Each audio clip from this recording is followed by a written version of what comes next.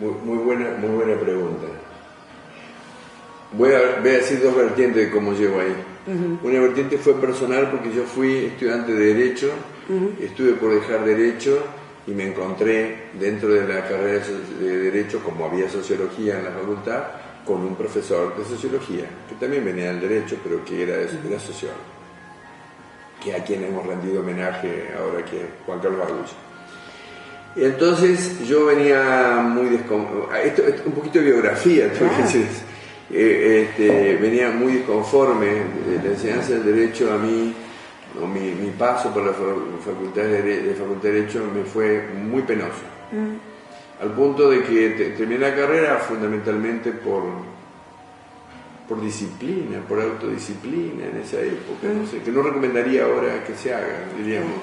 Uno tiene que seguir los deseos por otro lado. Mi interés era por la arquitectura y me sigue encantando la arquitectura. Pero bueno, estaba en Derecho y me encontré con las ciencias sociales. Entonces, a mí, ¿qué eran las cosas que me molestaban en ese momento? Me estoy retrotrayendo a sentir en ese momento. Yo lo que me resultaba tremendamente molesto era la visión normativa de la realidad, el deber ser, que se movía. En realidad, todos los conocimientos que tienen esta visión normativa a mí me disgustan. Yo tengo problemas con la teología, con la religión, problemas personales, diríamos, ¿no? Con gran parte de la filosofía incluso, que se teoriza sobre las cosas que deben ser.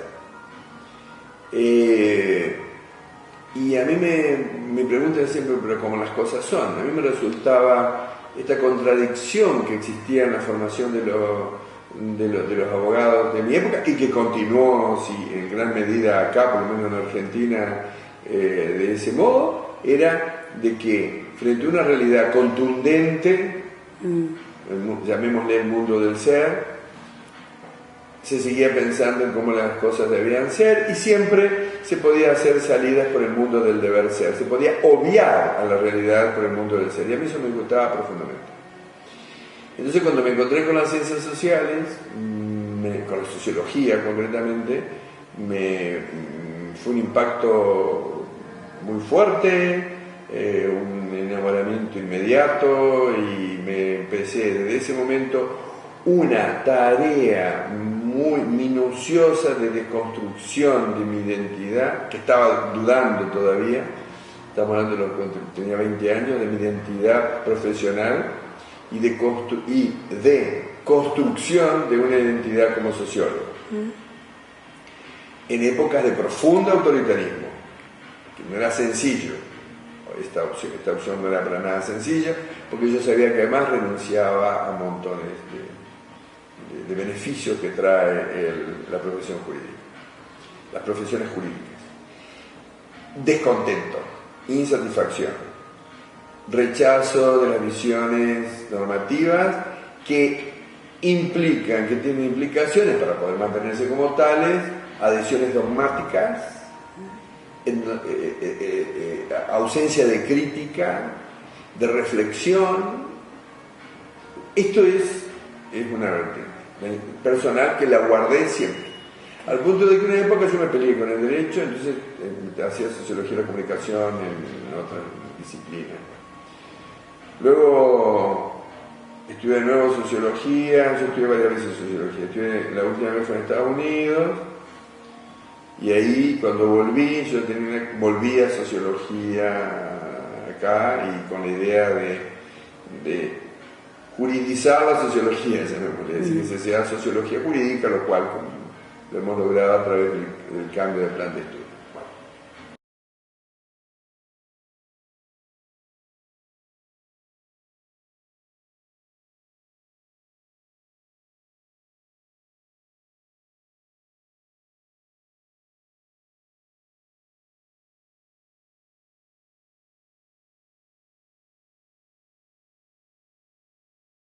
Y ahí se junta otra cosa que es menos biográfica y más histórica, que es en los 90 se produjeron numerosos procesos de reforma educativa, a nivel a nivel de la universidad, en épocas de la presidencia de Menem, de las presidencias de Menem. Muy criticada, apareció la Ley Federal de Educación, hubo toda una fuerte intervención que tuvo las iniciativas eran neoliberales, pero no cuajaron necesariamente como eso, pero fue una oportunidad de oro para que aquellos que estábamos por algún tipo de cambio, o desconformes, insatisfechos, marginados dentro de la enseñanza jurídica, promoviésemos o participásemos en procesos de reforma de los planes de estudio, sabiendo que, de todos modos, dentro de lo que es el campo jurídico, el derecho a decir el derecho, como diría Bourdieu, lo seguían teniendo, sobre todo los dogmáticos. Pero ya no era tan estable ese discurso hegemónico. Y entonces, al estar dentro, ¿cómo contribuimos nosotros, entre ellos yo? Investigando, porque siempre en el tema de la investigación nos llamaban para decir, por ejemplo, hacer un diagnóstico de la carrera. Entonces ahí participamos y, bueno, eran diagnósticos más bien a nivel macro, había que presentar informes. Por ejemplo, la autoevaluación y la evaluación de las carreras que se impuso desde a nivel nacional fue muy resistido por las universidades, particularmente por algunas universidades, entre otras cosas porque nosotros tenemos reconocimiento de la autonomía universitaria. Pero en ese caso la autonomía universitaria, desde mi punto de vista, era utilizada más que como ejercicio de la autonomía, como un instrumento para no ser revisados desde afuera. En esa coyuntura, en ese proceso, me llevó el interés, como teníamos la posibilidad de investigar y como me interesaba el tema, investigar sobre hacer un diagnóstico de la enseñanza del derecho. En ese diagnóstico, que dio lugar a informes prácticamente escandalosos de cómo era la situación, desde el número de exámenes y el número de aplazos, no sé cómo se dice en México cuando uno sale mal. Reprobar. El número de reprobaciones, el porcentaje de reprobaciones, la extensión de las carreras a nivel no de la carrera formal, sino el tiempo de duración, el tiempo que tardaban los estudiantes en recibirse. Había datos bastante escandalosos, que nadie tomó como demasiado escandalosos.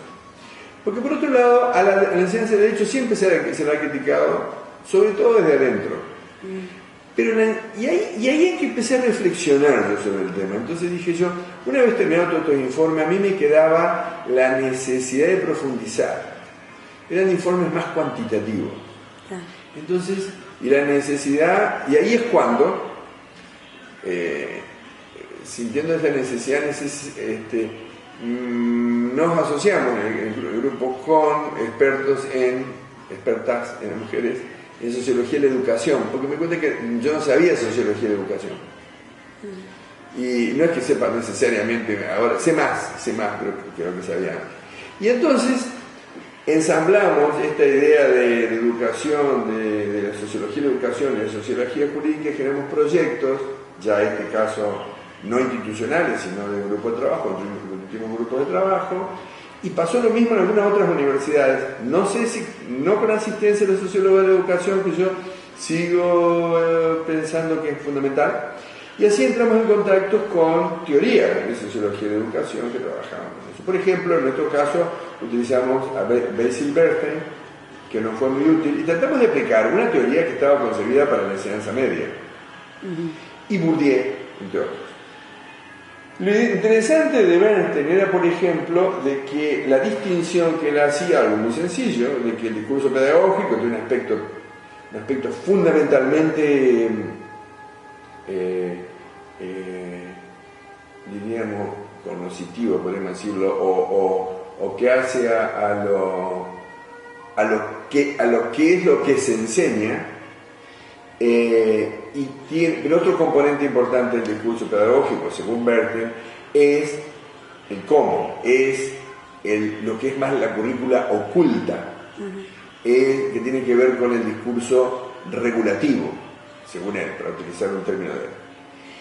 Y ahí es que a mí me ha resultado atractivo esta investigación, porque es describir lo que se enseña y hasta el cómo se enseña, que es objeto, por ejemplo, el aula tradicional, lo que acá se llama la enseñanza magistral, no sé cómo se llamará en México, igual. Ya se sabe y todo, pero lo importante es ver que eso no es neutro, que eso no es inocuo. Tener un plan de estudio de compartimentos estancos no es inocuo, ¿no? Un plan de una currícula de colección, llamaría eso, no es como si fuera una colección de material, no es inocuo. Que nosotros podemos convivir, la sociología jurídica podemos convivir con el resto, pero en tanto estemos aislados. Entonces, toda esa problemática teórica nos llevó a plantear un proyecto distinto, que era la socialización de los abogados, ¿no? Que era la socialización de los abogados. Y que muchas de las críticas se dirigen hacia los aspectos cognitivos propios, es decir, qué se enseña y qué habilidades se desarrollan. Pero no se dirigen tanto la mirada hacia el currículum oculto. Y para esto ya a nivel de conclusiones, después de mucho trayecto, cuando iniciamos las investigaciones, de que las facultades de Derecho, la enseñanza del Derecho es muy eficaz a nivel del discurso pedagógico regulativo, porque enseña un modo de ser, un modo de pensar, un modo de actuar, una gestualidad que imprime una marca muy fuerte en los abogados, que hace que uno pueda, cuando uno pregunte cómo es abogado, casi cualquiera lo puede representar. Pero si uno, o también ocurre con medicina, cómo es un médico, casi todos lo pueden representar, pero si uno le dice como un sociólogo, es difícil de representar. Por lo tanto, hay algo allí que no es, quizás habría que ser analizado, yo no lo he estudiado, pero ser analizado, y a lo mejor críticamente, de que a lo mejor el discurso regulativo en la enseñanza de la sociología no sea tan bueno, pero sí lo es en el derecho. Y un discurso de la construcción de sujetos de poder, de subjetividades de poder. Uno puede olvidarse los códigos, de hecho se le olvida a la gente, puede no saber leyes, es criticado por todo esto, puede no saber incluso la práctica jurídica, sin saber muchísima la práctica jurídica. La crítica está dirigida a este punto, pero en lo otro la enseñanza es buena. Entonces lo que hicimos no es buena, no digo que sea buena, es eficaz, es eficaz. Al decir Durkheim era otro de los autores que nosotros utilizamos, porque se dedicó mucho, como sabemos, a la sociología de la educación, les digo. Era esto: cuando una enseñanza es consistente, sistemática, permanente, produce subjetividad de determinada manera. Y esto no se investigaba mucho, por lo menos no entre nosotros. No he encontrado demasiados estudios sobre este aspecto de la inclusión teórica, sino sobre la currícula, cómo enseñar mejor, bueno, el taller, esto, o las correlatividades, qué enseñar, dónde ponerlo, dónde no ponerlo, va en primer año, en segundo, en tercer año. Esto no es el centro, no es lo más sociológico.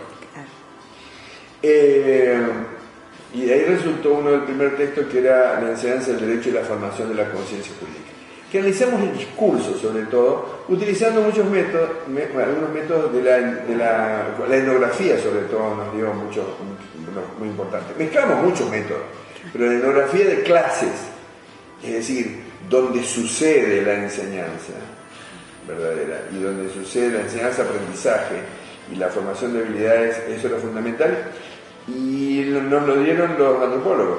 Esto es como un ejemplo de lo que dije, de lo que yo creo, de que, lo he dicho en otro momento, de la importancia de la articulación de las ciencias sociales en el estudio del derecho, donde los estudios sociojurídicos, que no solamente sean sociológico-jurídicos. Pero hicimos sociología. Pero luego, analizado el discurso, ¿qué ocurría?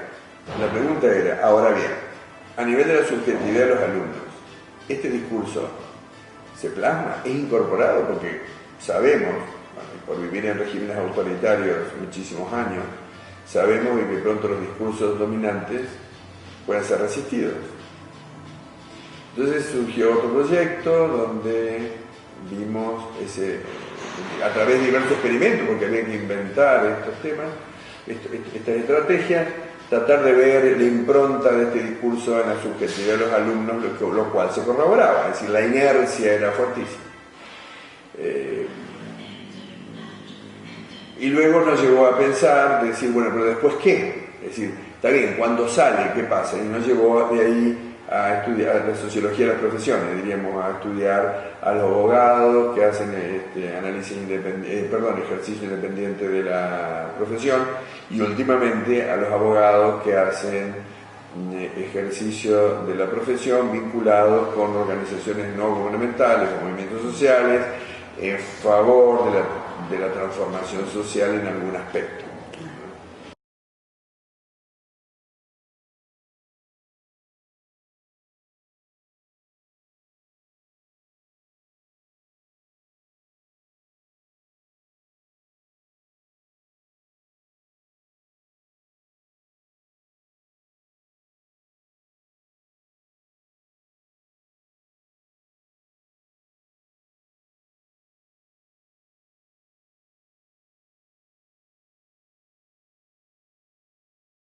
Creo que es importante para entender, primero, para entender muchísimas cosas de lo que sucede en el campo jurídico, ¿no? Del sistema de poder, por ejemplo, la proximidad que tiene la enseñanza jurídica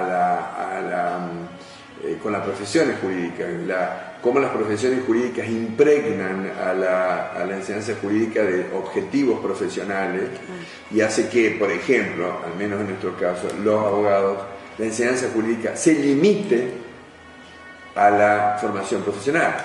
Estoy orientado por una razón fundamentalmente instrumental, donde, por ejemplo, solo lo que interesa es aquello que se cree que es útil para el ejercicio profesional, y entendiendo la famosa y mítica práctica profesional.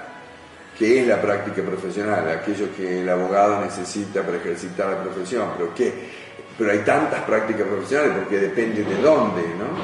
Y la pregunta es si alcanza con ese tipo de conocimiento el que reciben en la Facultad de Derecho o es necesaria la ampliación. Entonces, en este sentido era uno de los aspectos importantes para ver cómo ese pensamiento, ese tipo de formación, primero es hegemónico, no es el único, la única forma, que existen formas y conocimientos alternativos, alternativos y complementarios, y que mostrar, por ejemplo, que es un discurso de poder, que es un discurso fundamentalmente orientado hacia el control social, para mostrar también que el derecho puede ser un discurso orientado hacia la transformación social. Y además, otra de las cosas importantes es esta idea de construir a la enseñanza jurídica dominante, o la enseñanza jurídica en general, para poder realizar un análisis crítico y transformaciones de currículas, etcétera, en la medida en que sea posible, en la medida en que, introducirnos como actores en la disputa del capital jurídico dentro del campo de lo jurídico.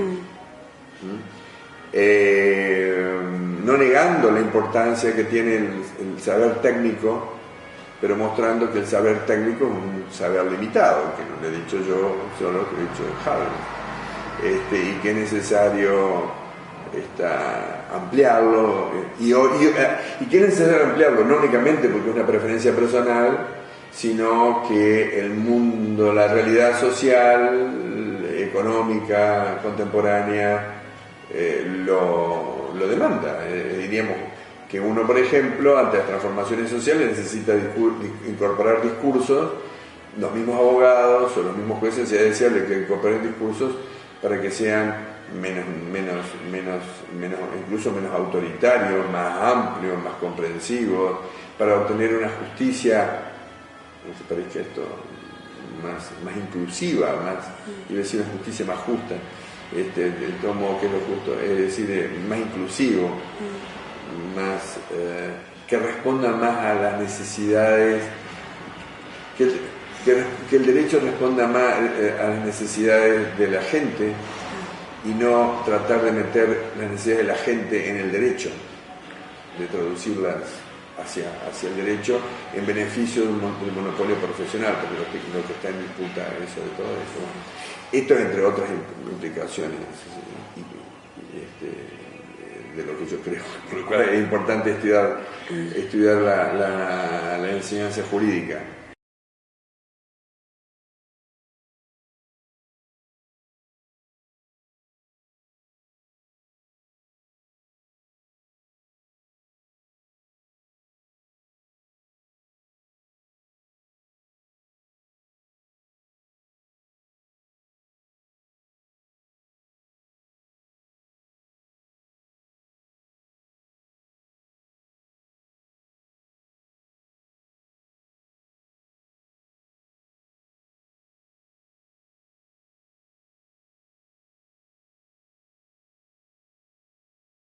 ¿Por qué el tema de la justicia? Porque en realidad el tema de los valores. Empieza por el tema de racionalidad imperante dentro de la enseñanza jurídica, que, para tomar palabras de Weber, es una racionalidad fundamentalmente instrumental, fundamentalmente formal, alejada de consideraciones sustantivas en favor de, es decir, que sostienen la creencia de un derecho objetivo, de una justicia objetiva, del ejercicio de una profesión, de un derecho pasteurizado, no sé claro.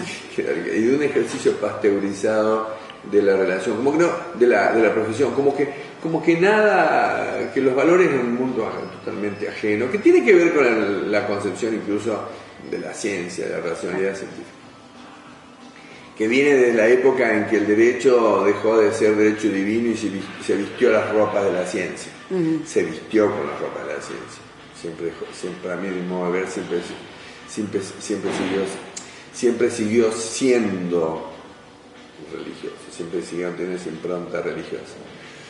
Me parece que no me quiero ir del tema. Entonces,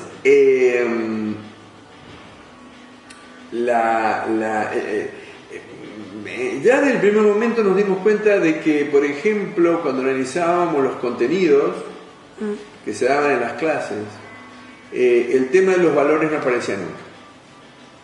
El tema de los valores, de la valoración, no aparecía nunca.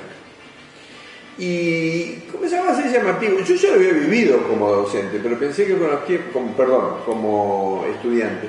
Pero pensé que podía haber algún grado de modificación. Y en entrevistas, en grupos focales, con estudiantes, con egresados, siempre estaba el mismo tema, ¿no? Se abordaba. Entonces comenzamos a abordar el tema en nuestra investigación, el tema de la presencia de los valores, y entonces notamos, por ejemplo, de que entre las motivaciones que muchas veces los estudiantes tienen para ingresar a Derecho, hay una fuerte impronta de hacer justicia, ayuda a los demás, al principio. Pero que cuando ya estaban en cuarto o quinto año, nosotros tenemos una carrera de 6, la mayor parte de la Argentina son carreras de 5, cuando están ya en los cuarto o quinto años, ya están avanzados, eso es lo que quiere decir, desaparecían las consideraciones de valores. Y que costaba hablar sobre el tema de los valores. Y que cuando nosotros indagábamos, nos encontrábamos con que los alumnos, por ejemplo, se sentían a veces incómodos, desmantelados de valores, y tenían una posición crítica a la enseñanza que habían recibido, pero se mantenían dentro de la carrera y que se habían transformado en una especie de indiferentes morales en todo caso, o cínicos morales, lo cual esto implica parecería que es una afirmación de valor mía fuerte, una crítica, pero no, utilizo la palabra cinismo como descripción, que prácticamente podrían adoptar, que eran no creyentes, es decir, y que no utilizaban racionalidades orientadas por valores, para utilizar otra frase, otra categoría de Weber, sino racionalidades orientadas instrumentalmente. El fuerte instrumentalismo nos hizo reparar en los valores. Y además la inercia, es decir, una cosa tan consolidada que una y otra vez nos encontramos. Cuando salimos a ver los profesionales, ¿no? y trabajamos con los profesionales que trabajan, que lo hacen de manera independiente, la situación era peor. Porque en las entrevistas, prácticamente las entrevistas se nos frenaban cuando entrábamos en el aspecto valorativo. Y sobre todo cuando tocábamos el valor justicia. Y nos salían con fórmulas de Ulpiano, del derecho romano, de lo que era justicia. Y sobre todo, hasta que nos dimos cuenta que la incomodidad era un dato. Lo que nosotros experimentábamos como una dificultad en las entrevistas, nos dimos cuenta que la incomodidad era un dato. Y frente a esa incomodidad tuvimos que cambiar de estrategia, incluso de estrategia metodológica. Por ejemplo, utilizábamos grupos focales. Y en los grupos focales se pierde un poquito el control de lo que se dice, el entrevistado lo perdía, pero siempre seguía esa dificultad.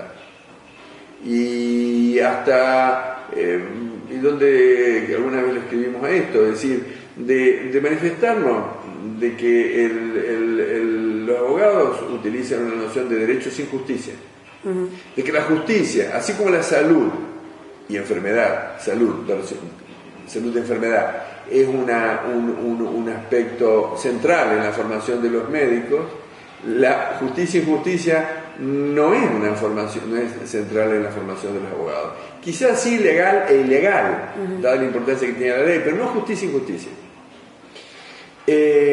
No se sabía qué hacer en ese discurso, no sabían qué hacer con ese. Y manifiestamente hemos tenido entrevistas donde concluía cuando entrábamos en estos temas, nos hacían concluir. Y bueno, en los grupos los cambios de técnica nos beneficiaron, pero para darnos cuenta de que en realidad era posible la enseñanza del derecho, no quiero decir en todos los casos, pero es una enseñanza en la cual se enseña un derecho sin justicia. Que la justicia, en todo caso, en nombre de abogados, de esto, lo que dicen estos abogados, es lo que los jueces hacen. Y que lo que los jueces hacen a veces se ajusta a derecho. Esta era la concepción que ellos tenían. Y que los abogados en sí son fundamentalmente parciales, no son fundamentalmente imparciales. Y que la parcialidad no se daba por valores sino por intereses. Que lo que ellos respondían eran los intereses del cliente. Cualquiera sean los intereses del cliente. Por lo tanto, no era una cuestión de valores, era una cuestión de intereses. Y esto nos llevó a indagar sobre aquellos abogados que parten de un compromiso de valor. Algún valor. Y normalmente que son abogados comprometidos con alguna causa social, donde en vez del no compromiso valorativo, de la neutralidad, parten de compromiso valorativo. Son abogados que hacen, como los anteriores, pero esto claramente lo definen como abogados que hacen política cuando hacen este ejercicio de la profesión. Y ahí es cuando entramos en el movimiento campesino, movimiento por la diversidad sexual, etcétera, etcétera. Esto es una breve historia de lo que nos ocurrió con el tema de la ausencia de los valores. Y por otro lado, lo hicimos también porque ya se nos había saturado la información y tenemos que concluir de que la abogacía no tenía compromisos valorativos explícitos, porque sí tiene compromisos valorativos implícitos. Y lo que era interesante es la forma que utilizaban los abogados para definir cuáles son los valores del derecho. Por lo tanto, la defensa con ese criterio toma una posición acrítica del derecho en los compromisos valorativos que el derecho tiene. Claro. Entonces se tiene una visión acrítica frente al patriarcalismo, frente al patriarcalismo, a la heteronormatividad, a la propiedad privada, a los efectos de la propiedad privada, frente, por ejemplo, en el conflicto con el derecho a habitar, a tener una vivienda digna. Entonces,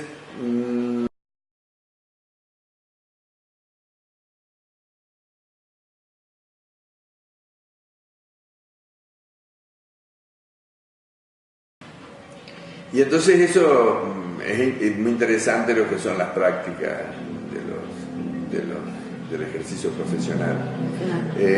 Considerando que el ejercicio profesional, lo que los abogados hacen, y lo que hacen los jueces es creación jurídica contra la concepción romano-germánica de que la creación jurídica viene dada por el legislativo y por el ejecutivo, por los ejecutivos.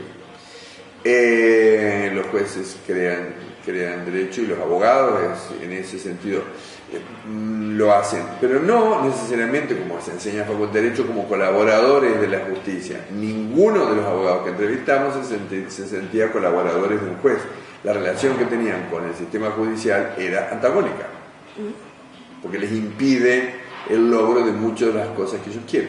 Por lo tanto, mucho de lo que se enseña, esto nos amplió también la visión sobre el derecho, mucho de lo que se enseña en las facultades, en los programas de abogacía, no es lo que realmente...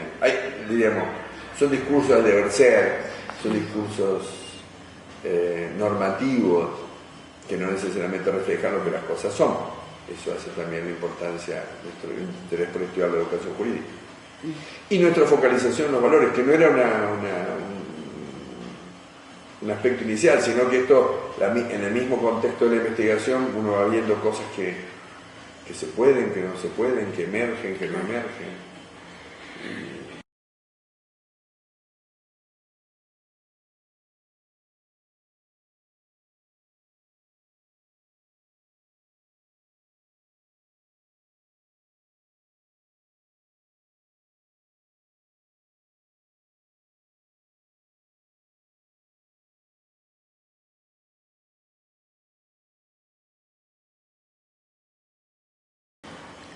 Dijese que no podía seguir estando en las facultades de Derecho, que eso ya sería más de lo mismo. Creo sí que en general el derecho es un instrumento de control social, como lo es la medicina, o la religión, y es fundamentalmente un instrumento de control social. Y en eso sí tenía relación la versión que está ajustada a la versión marciana de que el derecho dominante es no sé si el derecho de la clase dominante, pero sí de los grupos dominantes. Claro. Por lo tanto, tiende a consolidar, y todo derecho tiende a consolidar el estado de cosas el estado de cosas dominantes. Por eso hay que tener muchísimo cuidado con el derecho. Pero también tiene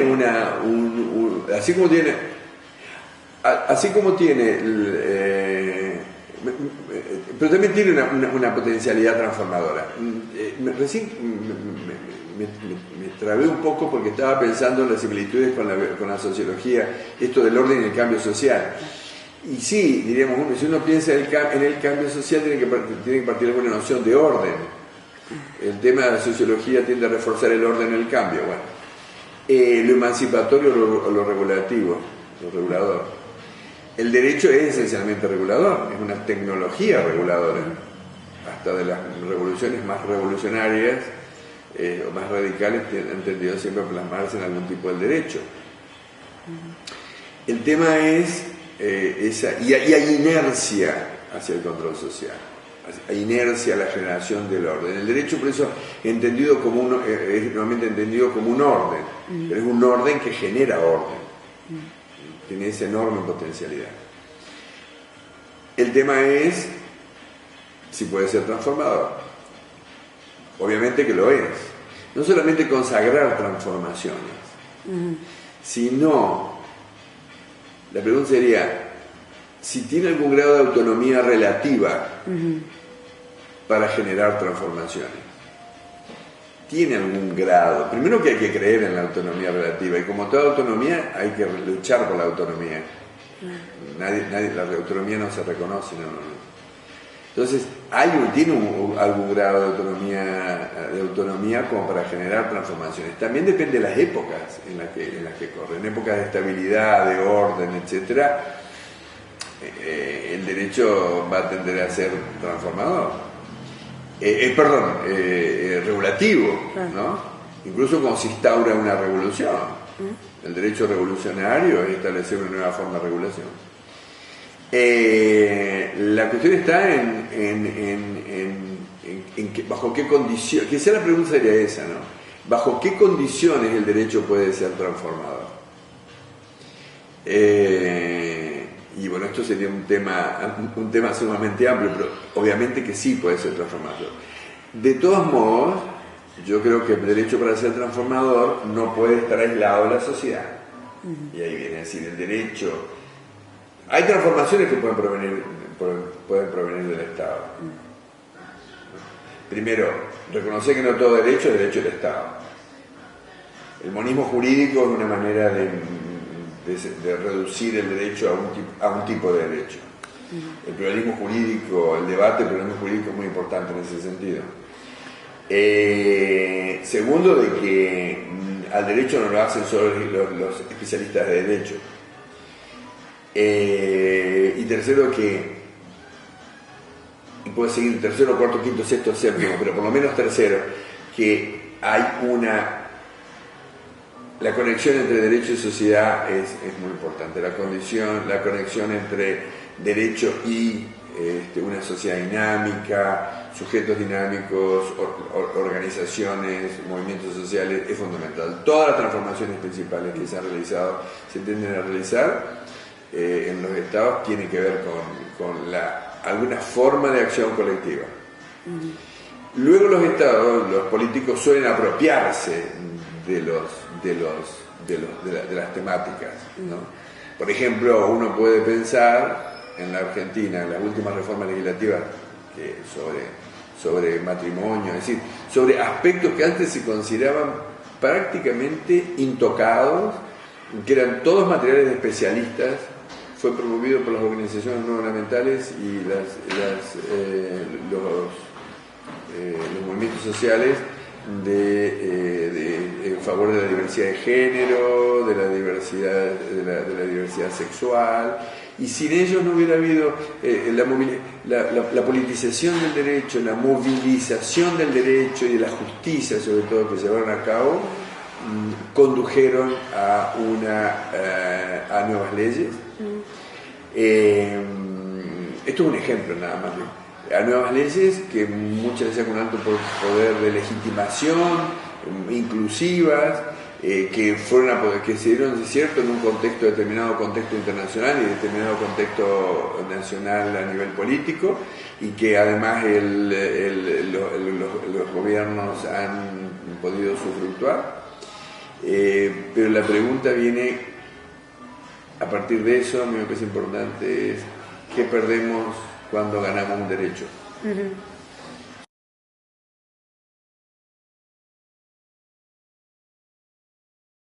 Si uno se pone a pensar, por ejemplo, sobre los debates entre el matrimonio del mismo sexo, no matrimonio del mismo sexo, entre autorizarlo y no autorizarlo, uno puede pensar, bueno, sí, el sector que está favorable al matrimonio del mismo sexo ganó la disputa sociojurídica. En principio sí, pero hay otro nivel más profundo, que es el que ganó fue el derecho. Claro. Y las profesiones jurídicas. Porque en realidad aspectos de las interacciones humanas que antes estaban fuera del derecho, ahora son objeto de regulación. Y por ejemplo, puede tener consecuencias muy profundas a nivel de la sociedad. Aquellos que estamos por el multiculturalismo, en algún grado el multiculturalismo, porque hay diversos grados de aceptación,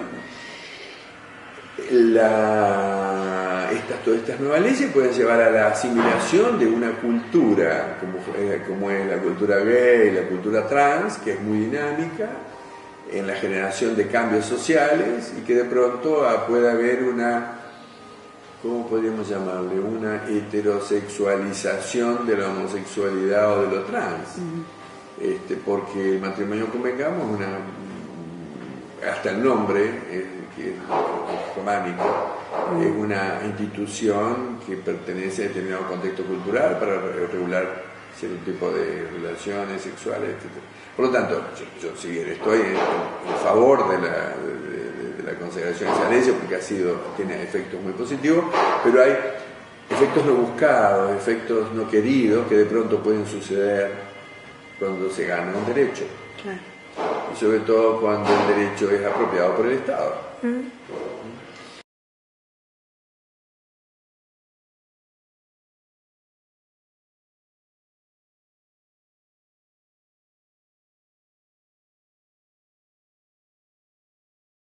Todo es cuestión de poder. Todo es cuestión de poder, de la utilización del poder. Es decir, cuando me refiero a poderes, me refiero a la concepción Foucaultiana del poder. Diríamos, va a ser difícil entender lo que decir. Se puede mientras se pueda. Es decir, se puede lograr, pero por eso hay que tener poder. Eso es lo que quiero decir. El campo jurídico, hay que apropiarse del capital jurídico, de esa capacidad de decir el derecho. Y las facultades de derecho son muy sensibles a lo que ocurre en el campo jurídico. Entonces, de hecho, ahora, por ejemplo, en nuestra experiencia, ha habido un grado de diversificación de la enseñanza jurídica. Está bien a través de una currícula más flexible, decíamos, donde hay no solo tantas materias fijas, obligatorias, sino también donde hay materias opcionales. Y nosotros, por ejemplo, en sociología jurídica nos hemos multiplicado muchísimo de tener una obligatoria. Hay que tener siempre materias obligatorias en las currículas, y dividirse, multiplicarse y diversificarse en las opcionales. Entonces se dan migraciones que antes no estaban contemplados, derecho a las migraciones, derecho, ahora va a surgir una maestría de derecho a la vejez como vejez, no ancianidad, derecho, el tema de justicia ambiental, donde no hay docentes abogados, es todo el medio ambiente, ambientalistas, no abogados, en la carrera de abogacía. En migraciones participan de Moro también. Los derechos de los niños, niñas y adolescentes, hay 2 o 3 materias que son muy exitosas. El derecho el juicio por jurado, que es una institución nueva, pero para ver cómo funciona, más que cuál es la legislación vigente. Enseñar el tema de la corporeidad, Foucault, por ejemplo, ya que lo cité, como bibliografía dentro de... Y los alumnos de Derecho, muchos alumnos de Derecho, optan por muchas de estas materias. Optan por diversas razones, a veces porque le queda bien en horario también, pero de todos modos hay opciones. Los derechos sexuales y reproductivos, pero como asignaturas opcionales que muchos alumnos optan, y que siempre hay alguno que queda anclado en esas temáticas y continúa vinculado a los grupos de investigación o de docencia que las dictan. Hay posibilidades, si queremos, yo creo que sí, pero lo que no creo que nunca se pueda eliminar del todo, por lo menos mientras la modernidad o posmodernidad, la modernidad posmoderna exista, aunque parezca una contradicción esta modernidad posmoderna, es la de tener los técnicos de derechos que a uno le solucionen los problemas que uno tiene que enfrentar. Es decir, entonces ahí es cuando se recurre no necesariamente al más formado desde el punto de vista social o que tenga mayor compromiso social, sino a aquellos que ganen el juicio, diríamos, en favor de nuestros intereses, los intereses del cliente. Es decir, me estoy posicionando ahora como un cliente. Por lo tanto, yo creo que puede diversificarse, pero lograr un cambio paradigmático va a haber que lograr un cambio paradigmático en el conocimiento de la modernidad que todavía existe, aunque esté en crisis.